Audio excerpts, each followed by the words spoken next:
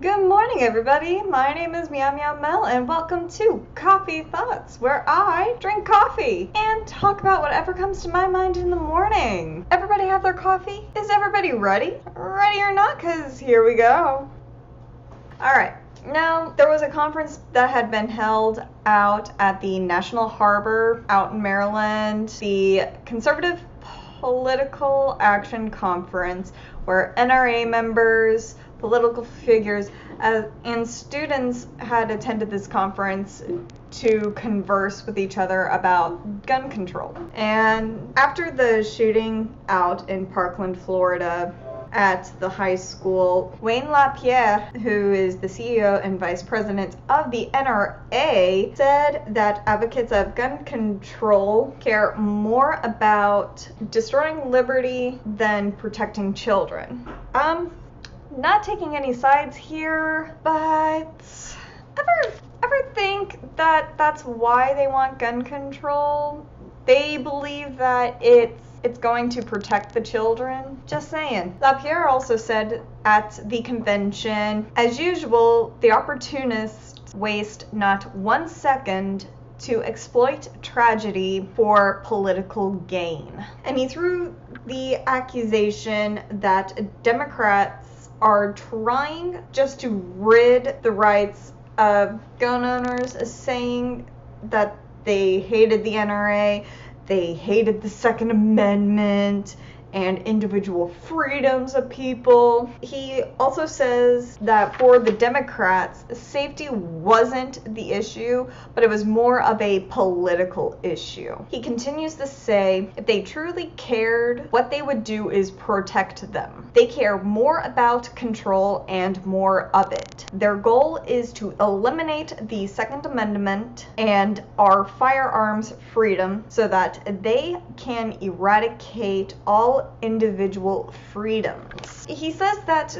to suggest limiting guns in any way is just completely ridiculous. To stop a bad guy with a gun, it takes a good guy with a gun. He added and continued to say, the whole idea from some of our opponents that armed security makes us less safe is completely ridiculous. If that's true, armed security makes us less safe. Let's just go ahead and remove it from everywhere. Let's remove it from the White House, from Capitol Hill, and remove it from all of Hollywood. He also brings up that a jewelry store, banks, office buildings, movie stars, and politicians have some sort of protection, while schools do not have that same level of protection. Now, if that, what he calls a bizarre fact, is true, that is completely fucked up, in my opinion. And it really puts it into perspective that when I went to high school, we had 2 police officers in our school. We only had 2. And banks have between 4 to 5. Jewelry stores have their own security detail that they hire themselves or they get from a security firm. I guess that's what they would call it. And in my college, we had a security office, even though I never saw any security. God, I hope there was security. But if that bizarre fact is true, that's a little fucked up, because you want to protect the future of your country. Because isn't the future of the country a little more important than jewels, than money, even though you need money to hire protection? LaPierre had also went after the FBI. I don't know why I'm laughing. It's a little funny that someone actually stepped up against the FBI. That's just me.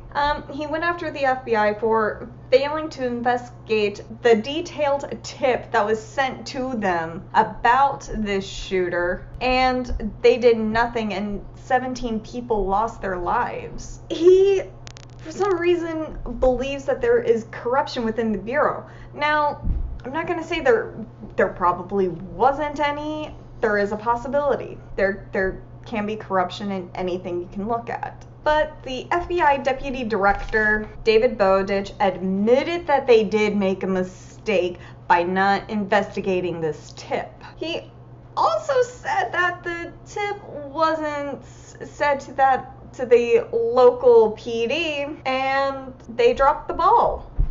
But they are determined to fix it. To me, that kind of sounds like the FBI just passed the buck off. They just pretty much said it was the local investigators' fault. What? No. If you get a tip about someone wanting to plot a mass shooting, wouldn't you take that seriously and go investigate it? Are you kidding me? What a bunch of dumbasses. LaPierre has also blamed the mainstream media for the exploitation of this mass shooting tragedy for their own gain. Now, the spokeswoman of the NRA, Donna Loesch, claimed that major media networks cover the mass shootings based on race and ratings. She said many in legacy media love mass shootings. You love the ratings. Crying white mothers are ratings gold. You know that's their job, right? They have to cover those kind of news reports. Whether they like it or not, they kind of have to report on it. Now, you throw a news story about puppies and kittens and then throw this one at them, which one do you think they would want to take? Puppies and kittens always win. Just saying, lady. Now, President Trump seems to be on the side of the NRA by jumping onto Twitter. God damn it, who let Trump tweet again? Gus! Trump tweeted, "What many people don't understand or don't want to understand is that Wayne, Chris, and folks who work so hard at the NRA are great people and great American patriots. They love our country and will do the right thing. Make America great again." Talk about catchphrase. Trump also wants teachers and staff members to be armed. He also wants stricter background checks. He wants the ban of bump stocks, which, to be honest, I don't know what bump stocks are for, and I don't get why some people like them. I really don't understand that. He also wants to raise the minimum age to buy guns from 18 to 21. Well, I'm over the age of 21, so that doesn't affect me too much. But the NRA doesn't like that idea because, as Loesch pointed out in an interview with CNN, she said that at 18 they can go to war and die for our country, but when they come home, they can't buy a gun for home protection. And I can see that point, and I can see the point of wanting to raise that minimum age from 18 to 21. I can see both sides of the spectrum. What do I think of this? Oh gosh, where do I begin? What happened at that Florida high school is a tragedy. To try and not get too political here, are we forgetting that guns are inanimate objects and can't do things of its own free volition? It takes a person to make it dangerous. Trying not to get too political again. I'm sorry, but guns by themselves don't kill people. People with guns kill people. People with bad intentions with guns kill people. It's a shame that there's this much controversy over it. The background check for that shooter, I will remain nameless because he doesn't deserve this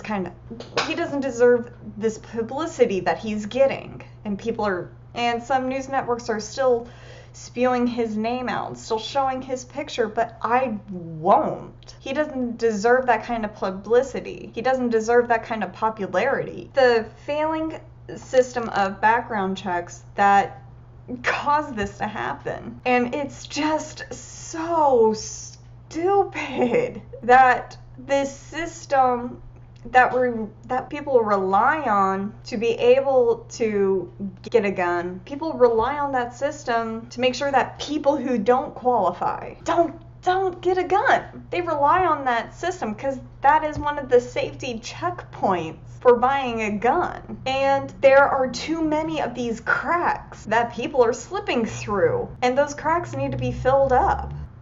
I'm trying so hard not to be too political about this, but with this kind of story, it does get political. I don't know. I know I'm not a bad person, and I'm not just gonna run out there and shoot people. But you look at the next person and they look just as normal, and yet they kill a bunch of people. That's why, in my opinion, I'm gonna get hate for this. There should be better background checks, yes, but why not a psychological check, a mental health check? I don't know. It could even, I don't know. I think there should be like a mental health check before you can apply for the background check to purchase a gun. Just a little added security measure, you know? Since the background check system is failing. But that is political as I want to get. But that's what happened at that CPAC conference, you know? People pointing fingers. And this was the NRA's side of the story, and I get that. There was a reason why I picked this, because I was looking up research, and first thing that I saw was NRA blames FBI. It's like, done. And so, trying not to get political, but maybe just a little bit. I feel we're friends. And it looks like I am all out of coffee. You can't, oh, there we go. I am all out of coffee, which means that is the end of today's show. And if you liked whatever blurted out of my mouth or just liked watching me rant, why don't you hit that like button? And do subscribe. Why not? I won't hurt you. Coffee for your thoughts. Leave a comment down below and share with your friends, share with your family. But do give them this little warning that I do try to work on. I do cuss a lot. And do follow me on Twitter. I'm going to try and get that link right back down at that bottom. And I will see all of you in the next show. Cheers.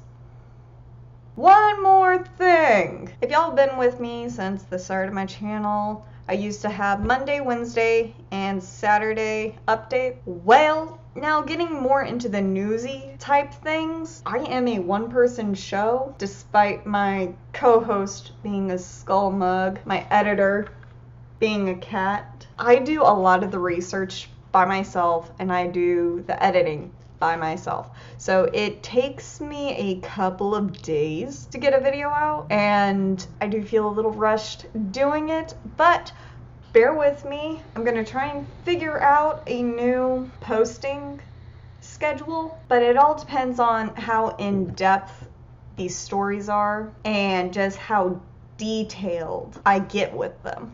Because once I go into research mode, I pull as much information as I can, and I then have to look at, okay, this is important, that's not as important, and then having to write out a script based around that.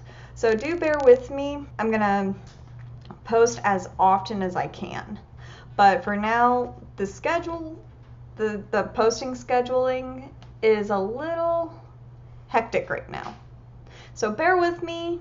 Thank you for bearing with me thus far, and I'll see you guys in the next video. Bye.